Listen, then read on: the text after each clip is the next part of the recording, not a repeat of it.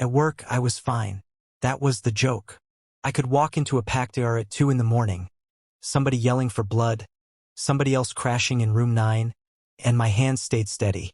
I knew what to do, what to say, where to stand. People liked that about me. They called it calm. What it really was function. I had built my whole life around it. Outside the hospital, function looked a lot less impressive. 2 years earlier, I had been engaged. It ended quietly, which somehow did more damage than a scene would have. No plates, no betrayal, no dramatic exit. Just one evening at our kitchen table and her telling me, in a voice so even it barely sounded real, that she had not loved me properly for a long time. I remember nodding like she was giving me lab results. Then I moved closer to the hospital, started picking up extra shifts, and turned the rest of my life into something I could walk through half asleep. The building was mostly residents, nurses, travel staff, and other people who left home at hours normal people considered a mistake. That was why I picked it. Nobody asked questions if you came in wearing scrubs at dawn and looked half dead. A week after I moved in, the woman in the next unit moved into mine without meaning to. Not literally, just in the way people start taking up space in your head. The first time I saw her, she was getting out of the elevator while I was getting in. Navy scrubs, compression socks, hair tied up badly like she'd redone it in a staff bathroom, lunch bag in one hand, badge still clipped at her waist. ICU I saw before the doors shut. She looked the way some people do after 12 hours of keeping other people alive. Not dramatic, just used up in a controlled way. After that, I noticed her everywhere. Coming home when I was leaving when I was coming back. Standing in the lobby with stale coffee and that 1,000-yard stare medical people get when their body has made it home but the rest of them is still under fluorescent lights. We passed each other in silence enough times that it started to feel familiar. Not friendly. Familiar. She wasn't bright or chatty. Thank God. I would have avoided her harder if she had been. She had that same contained way of moving I'd seen in trauma nurses, senior residents, people who were one bad week away from dropping but wouldn't let themselves do it in public. She kept everything tucked in.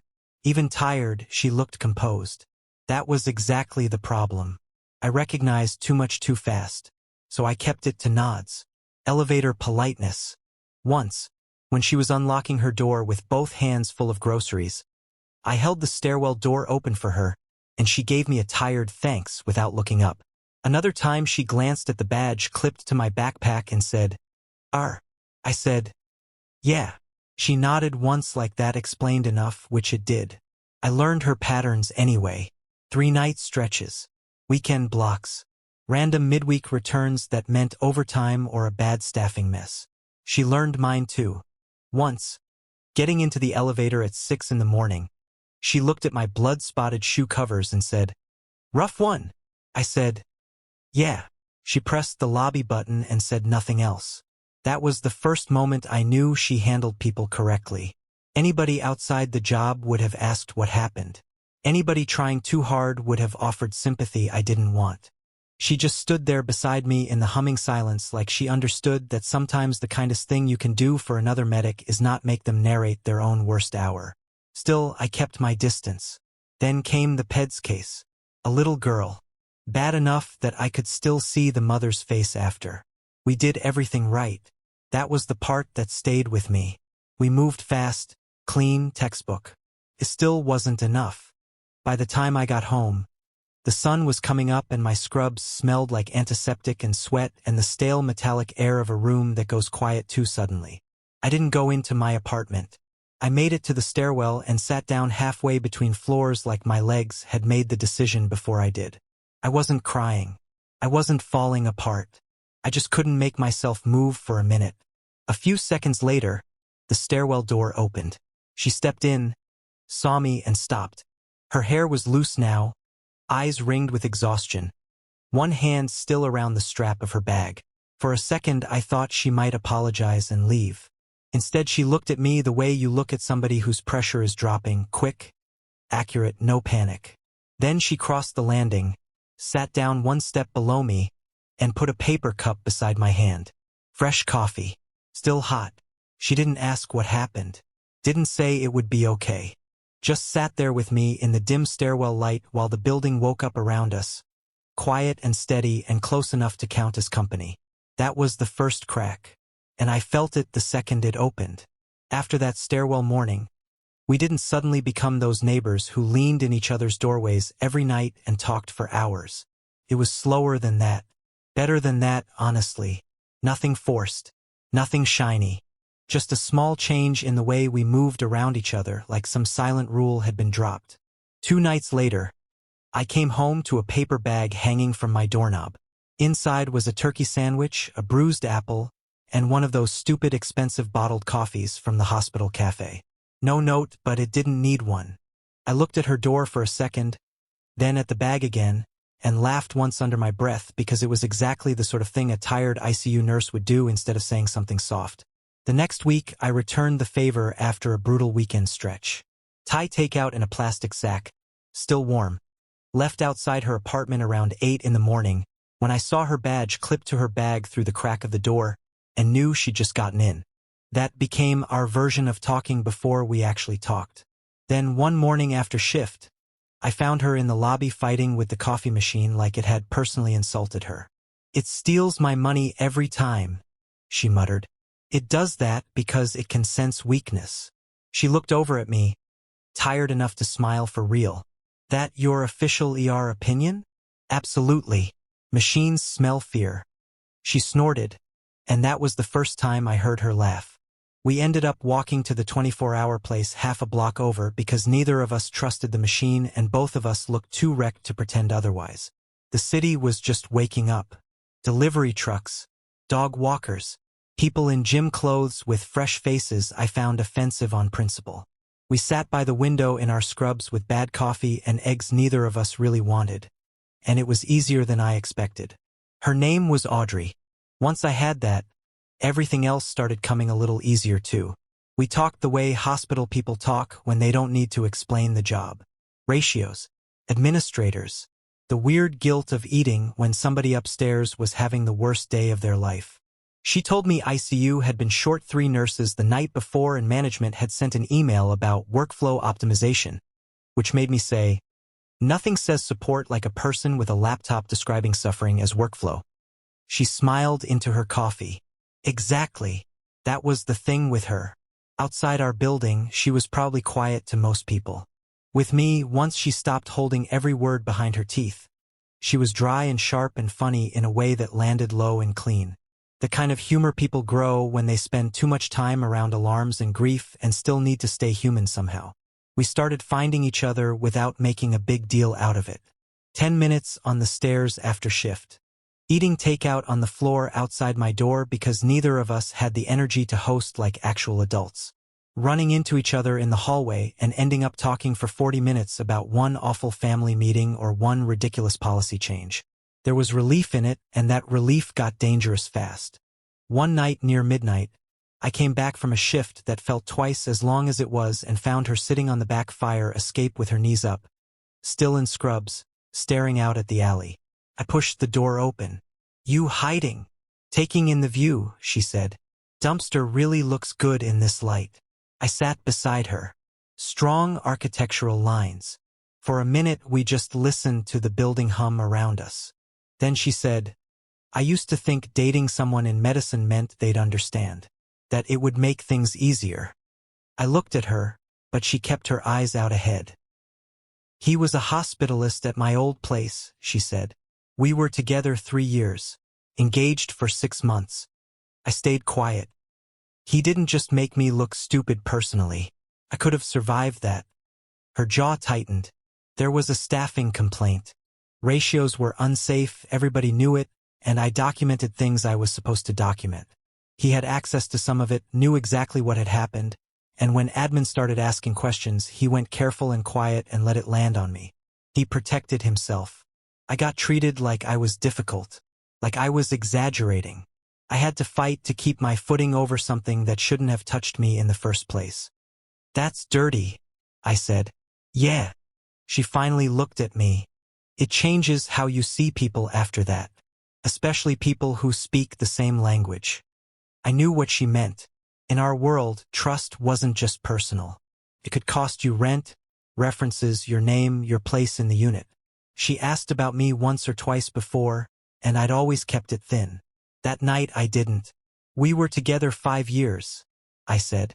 Mine ended at the kitchen table. She told me she hadn't loved me the right way for a long time. Audrey's face changed, just a little. Not pity. Recognition. I think that was worse, I said. No explosion. Nothing to be angry at.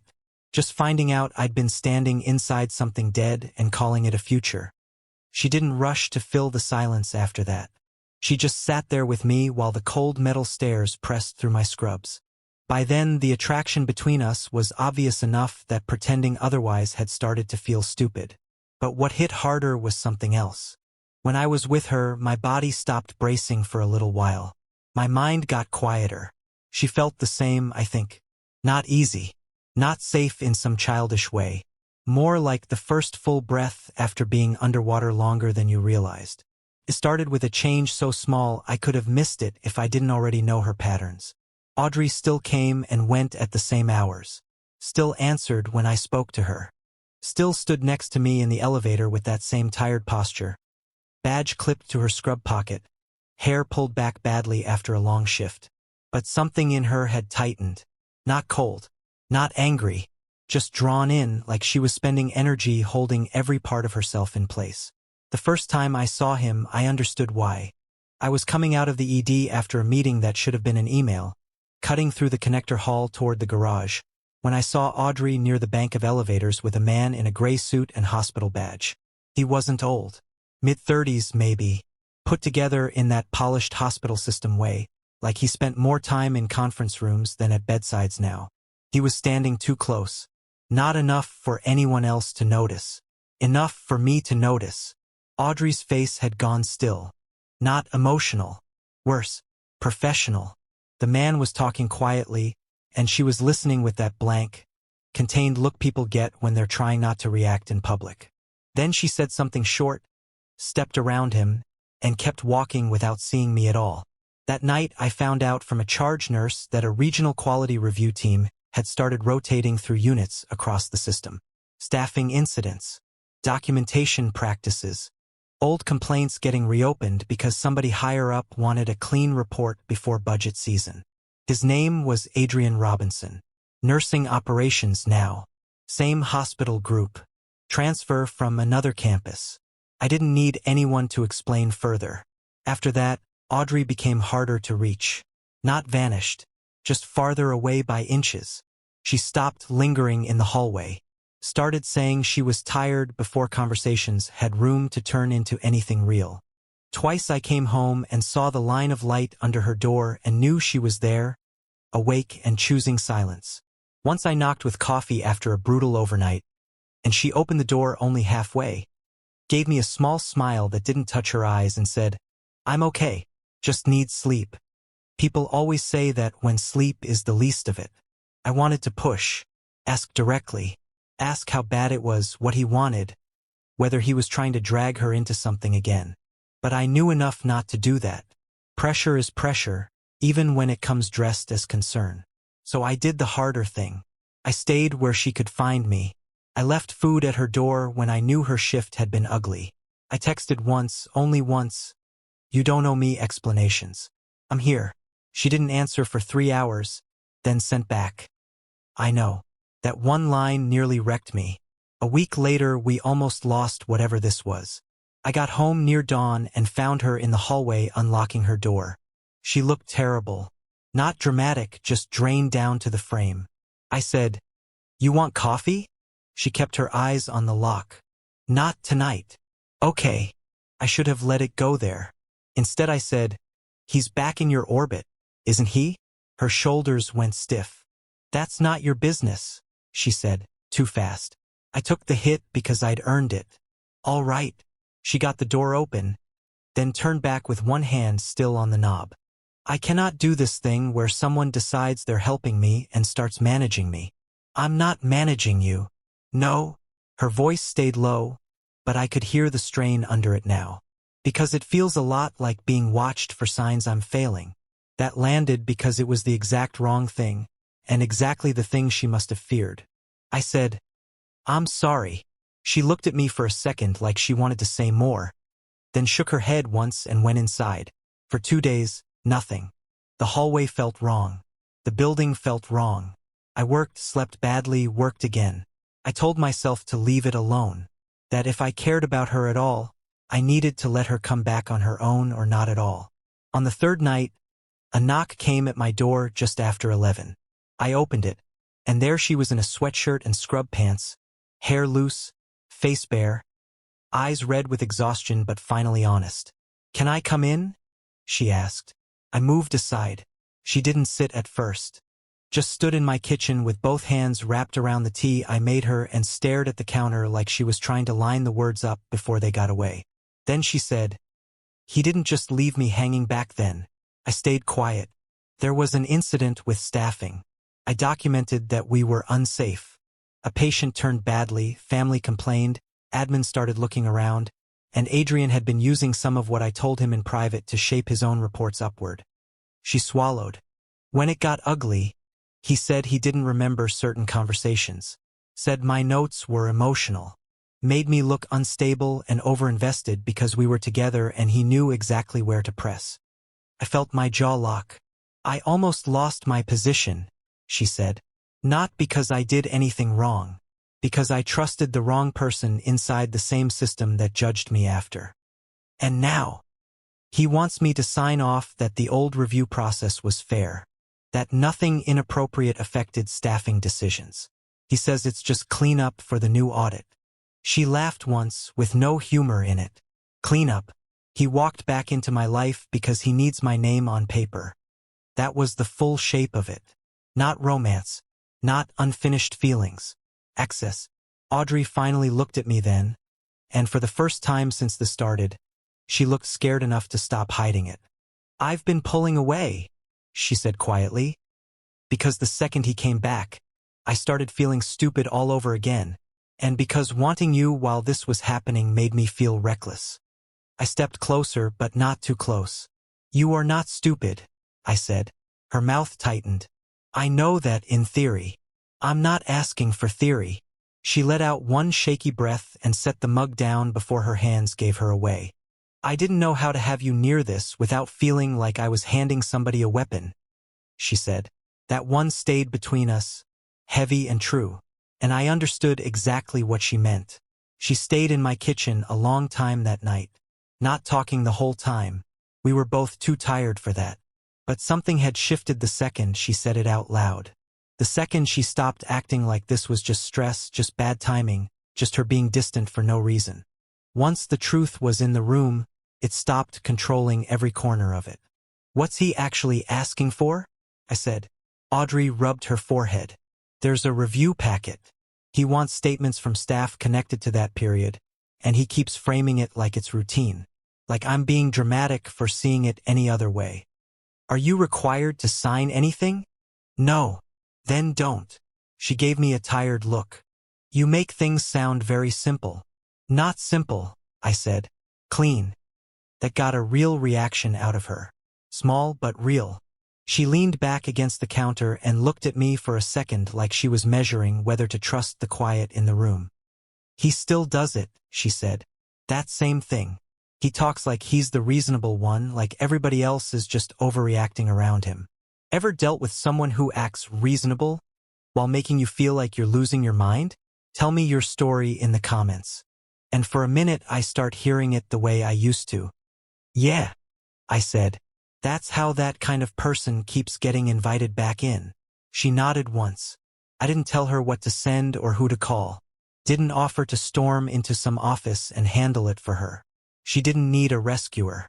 She needed one place where reality stayed reality. So I said, "Whatever you decide it while you're not standing in front of him." The next few days were ugly, but not in a dramatic way. More like controlled damage.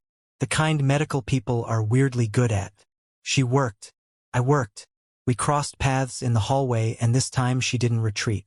One morning she knocked on my door after shift and drank half a cup of coffee on my couch without saying much. Another night I found her sitting on the back stairs again, and she moved over without looking at me so I could sit beside her. That was us for a little while. No speeches. just not hiding. Then came the meeting. She told me about it afterward, not before. I think she needed to walk into it as herself, not as someone being watched. I was home first that evening, still in scrubs, heating leftovers I barely wanted when I heard her key in the lock next door. A minute later there was a knock. I opened the door and saw it immediately. Not relief exactly. More solid than that. "It's done," she said. I stepped aside and let her in. She stood in the middle of my apartment, dropped her bag by the chair, and let out a long breath. He cornered me after the review session. Same tone, same calm voice. Said signing would help close out old procedural confusion. Said it would be good for everybody to move on. I waited. I told him no. Her mouth twitched, almost like she still didn't fully believe she'd done it. Then I told him I remembered exactly what happened, and if anyone needed clarification on that period, I'd be happy to give a formal statement through the right channel, not through him. I smiled before I meant to. How'd he like that? He didn't. She looked at me then, and there was something lighter in her face than I'd seen in weeks, which helped. I laughed once. That tracks. She moved closer, slow, like there was still a little disbelief in her own body. "I kept waiting to feel wrecked after," she said. "Or shaky. Or guilty. But mostly I just felt tired. And then hungry, which was kind of insulting after all that buildup." "That's the most normal response I've ever heard." She smiled. A real one this time. The room went quiet after that, but not empty. The kind of quiet that means the important part is still coming. I looked at her and knew I was done pretending there was any version of this where she didn't matter. "I need to tell you something," I said. Audrey's expression changed. Softer now, more careful. "I kept my distance from the first week," I said. "Not because I wasn't interested, because I was too fast." I let out a breath. "That first morning in the elevator, I looked at you and knew you were going to get through all the places I'd locked down. And I did not want that to be true." Her eyes stayed on mine. "I had already built a whole future once," I said. "After that ended, work became the only thing in my life that made sense. It was measurable, contained. I knew how to do it. Then you showed up next door looking like you understood every ugly part of that without asking me to explain it. And I knew if I let you close, you wouldn't stay on the surface." For a second, she didn't say anything. Then she stepped in, close enough that I could see how tired she still was, and how steady. "I was afraid of you for almost the exact same reason," she said. "Not you specifically, what you are. This whole world." She glanced down, then back up. "You belong to the same life that already cost me a lot once. And every time I started wanting you, I hated how vulnerable that made me feel." I nodded. There was nothing to argue with there. "But you never used any of it against me," she said quietly. "Not my work, not my silence, not my bad days. You just stayed." That landed harder than anything else. When I kissed her, it wasn't rushed. It wasn't some big movie release after pages of tension. It felt more like the end of a long-held breath. Her hand came up to my jaw, warm and a little unsteady, and I understood all at once that the thing between us had stopped being a possibility somewhere along the way. It was already real. We were just finally saying it with our bodies too. Later, we took our coffee out to the back stairs before sunrise, because apparently neither of us knew how to choose romance over habit completely. The alley looked the same. The dumpster still looked terrible. The city was starting up again. Audrey sat beside me, shoulder against mine. "We should make one rule," she said. "Only one." She thought about it. "No disappearing when work gets bad." I looked at her over the rim of my cup. "That's a good rule." "And no pretending we're fine when we're not." "That might be harder." "Probably." I nodded. "Still." She leaned into me a little more. "Still." It wasn't dreamy. It wasn't perfect. We both had jobs that would take too much if we let them. We'd both already learned what damage could be done by silence dressed up as control. But sitting there with dawn coming in slow over the brick across from us, her shoulder warm against mine, I knew this much clearly. I didn't want a life that was only function anymore. And this time, neither did she.